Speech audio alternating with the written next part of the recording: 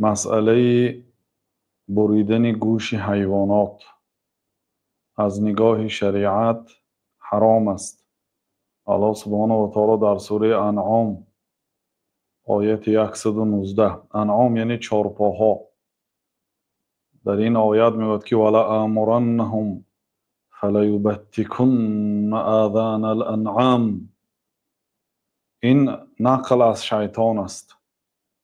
شیطان سوگند یاد کرده بود که من فرزندان آدم را ولا اضلنهم، آنها را گمراه میکنم. فلا امرنهم، آنها را چنان امرهای میگونم. از جمله اون امرها همین است که ولا امرنهم فلیبتکن آذان الانعام، امر میکنم که گوش های حیوانات را برن. و از همه حیوانی که بریدن گوشش گناهش عظیمتر است این سگ است که بسیاری مردم گوشی سگ ها را میبرند. علت بریدنشان چی است؟ وقتی که میپرسیم که برای چی میبری، میگه بزیب شود.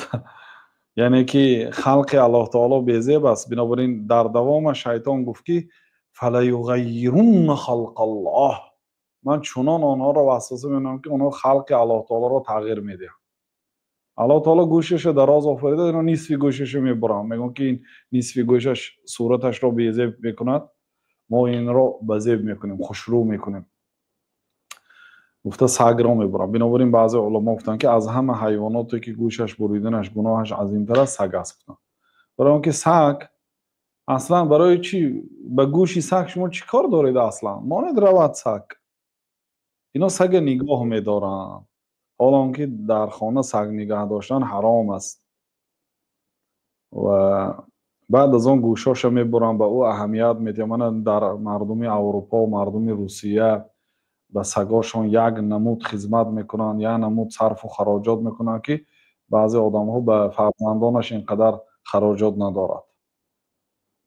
اگر با سگش تحقیر کنی گویا خودش تحقیر کردی و محکمه میکشاند.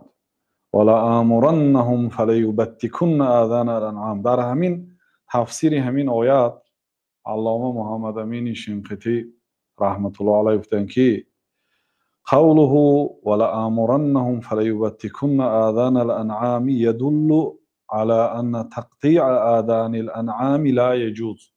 همین آیات دلالت میکند که بریدن گوش حیوانات جایز نیست، برای اینکه شیطان با کاری که الله امر کرده است امر نمیکند.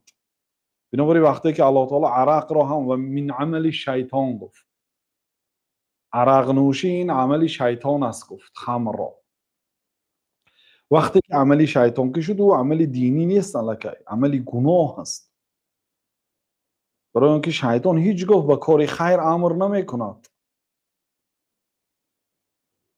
وقتی که به بریدن گوش حیوانات انسان ها را امر می کند، این دلالت می کند که بریدن گوش حیوانات جایز نیست. بنابراین در گوسفند و در گاو و در شتر و در بز و وقتی شما به قربانی می خرید، اگر گوشش بریده باشد، خیلی که ما دینه در صحبت در شرح مختصری خودوری بیان کردیم، گوشش اگر پر بریده باشد ممکن نیست. اینچنین گوش بری برای از میانش دو کفان کردن یا از بیخش بریده پرتافتن یا از نیستش بریده پرتافتن، اینا همش گناه است، چیزی که منع است، الله تعالی منع کرده است. بنابراین ما در قربانی هر حیوانی که گوشش بریده شده است یا دمش بریده شده است وظیفه دار هستیم که نخریم، قربانی درست نمیشه. این چنین یک مسئله که امام قدوری ذکر کردند ولی شاید ما نگفته گذاشتیم، این مسئله قربانی خراب. دیروز برادرم سوال داده بود آیدی قربانی خراب. ما گفت دو نفر یک جا شویم و یک گوسفند فربه کشیم یا که دو کس علاویدگی دو گوسفند خراب کشیم. من گفتم دو گوسفند خراب کشیدون به معنای اون نه که یعنی گوسفندی که فقط استخوان و پوست باشد. این خیلی گوسفندا رو ممکن نکشتن، یعنی به درجهش خراب است، به درجه خراب است که شاید بیمار هست، شاید مقصد کسی او را فراموش کرده است که طعام دهد. على همین خل به درجه بعد اگر خراب باشد اجازت نه، لیکن کمتون گوشتش کمتر باشد، اینقدر فربهی واهمه نباشد و لیکن کمتون گوشت داشته باشد و از یک ساله گذشته باشد اجازت هست. الله تعالی علم. این بود یک مسئله.